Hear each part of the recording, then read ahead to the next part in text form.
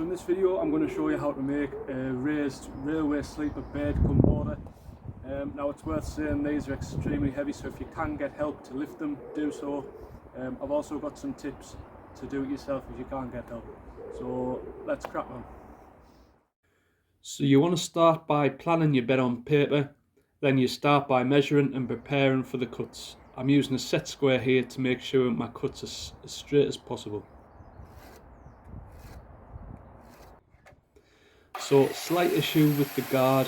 With the sleeper being so wide and thick, I had to hold the guard up slightly to get it going.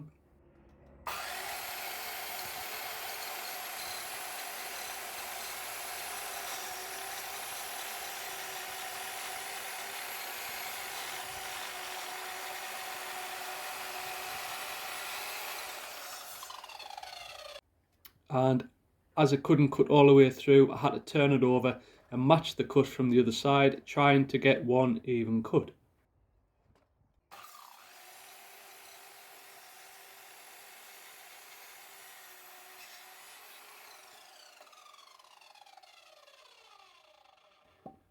So the saw that I'm using is an Einhell dual bevel sliding saw.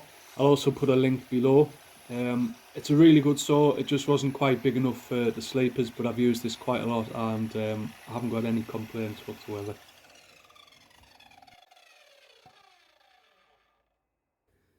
At times I was slightly out, as you can see here, so I had to neaten this up at the end. So keep measuring and keep cutting. The long lengths are really hard to manoeuvre on your own, so I had to be a little bit innovative. These platforms on wheels I had in the garage were perfect and made life a lot easier.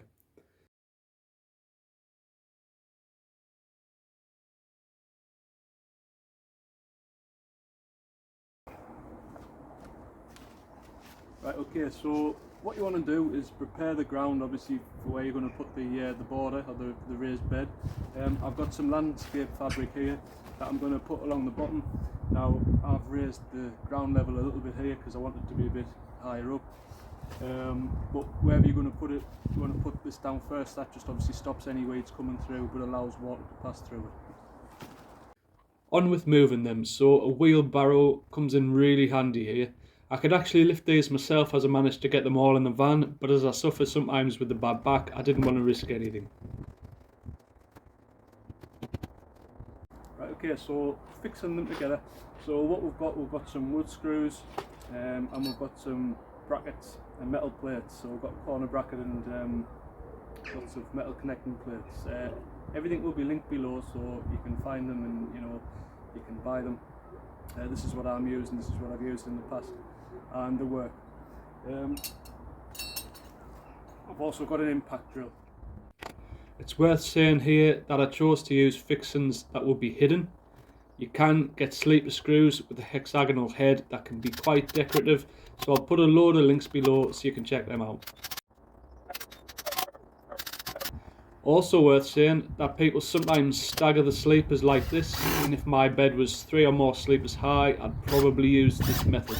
But since I've only got 2, I like to keep things symmetrical.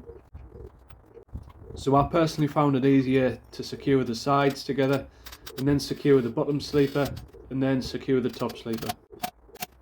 And then what you didn't see me do is just go along the excess reed membrane with a Stanley knife and just cut it away flush to the wood.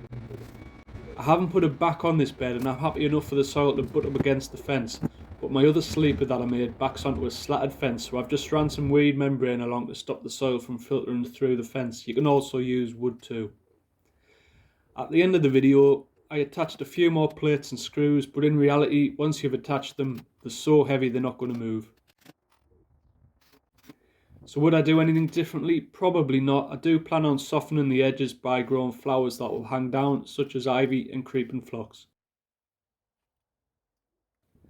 So there we are. If you enjoyed this, give it a like and please subscribe.